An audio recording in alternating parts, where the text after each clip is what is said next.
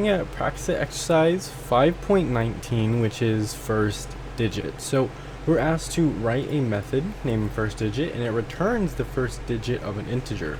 So we're going to make public first integer, meaning it's going to return an int.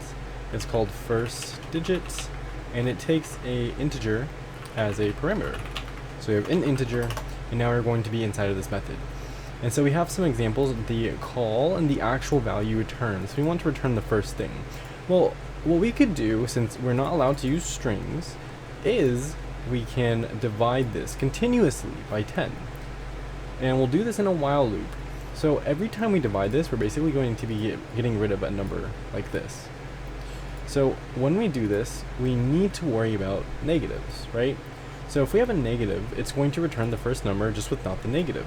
So how do we solve for this? Well, previously we've solved this with strings. This way we're actually going to make use of the math class. So we are going to set our integer to be equal to math.abs, meaning the absolute value, and then we're going to pass in our integer. So we're really just redefining what our integer is. Now we're going to want to be in our while loop. So inside of this while loop, we're going to run this as long as our integer is greater than, and we're going to have this as greater than our 9, because inside of here we're going to continuously divide it. Once it's less than, or 9 or less than, since this is greater than 9, it can be 9 or less than to break out of this. Anyways, once it's less than 10, we are going to just return that. So we have this while integer is greater than 9. We are going to say that our number needs to be divided by equals to our 10.